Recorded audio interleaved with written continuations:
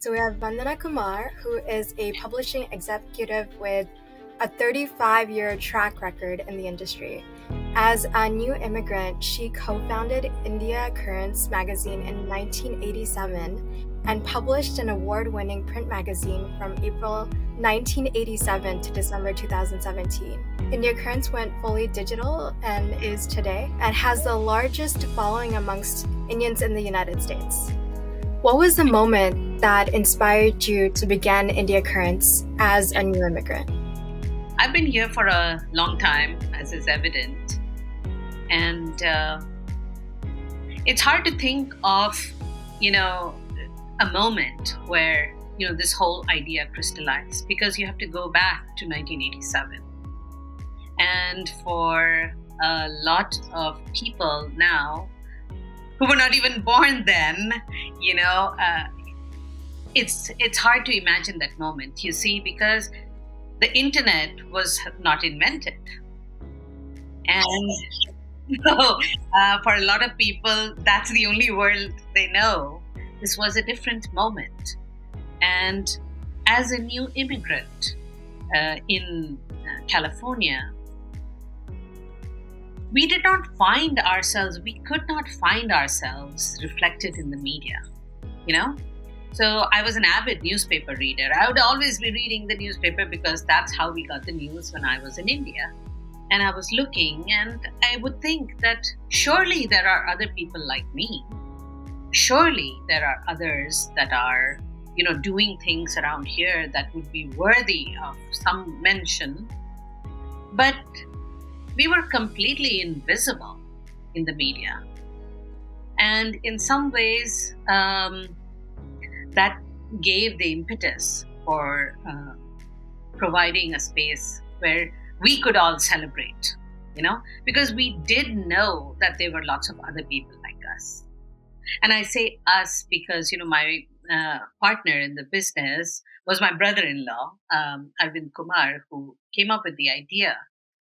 And he said, wouldn't it be wonderful to have a place where we could all always, it would be like a festival of sorts. Every month you come together. And it's also important to remember that this was not born out of a business idea. It was a labor of love. It was a place that we sought belonging. And that's the reason why the magazine started. A place to create a community. And also, to remember that all immigrants, it doesn't matter where in the world they come from, we are seeking. Now, again, you have to put yourself back in that moment in time. And it's hard for somebody who may not have been there, How do you imagine a world in which communication was not instantaneous? And the fact that even when the fax came around, I forget when that was like, oh, huge, you can send something here and it can get to another part of the world so quickly. So the internet was a whole, like a game changer.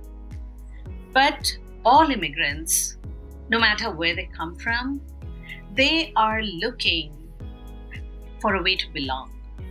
And we often we are seeking the familiar in an unfamiliar land.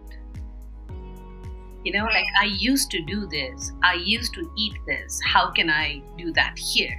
How can I do that in Fremont, in San Jose, Santa Clara? How do I do that? I want to eat jhalmuri. How do I make that? And India Currents actually became the platform that people started sharing that kind of stuff.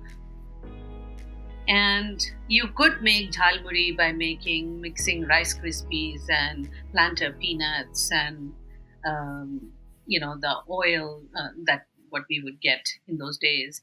How do you go about making that?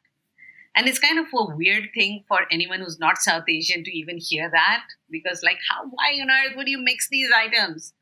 But we are seeking to create a jhalmuri that we perhaps ate in India. Yes, this idea of finding the familiar or building the familiar in a new place.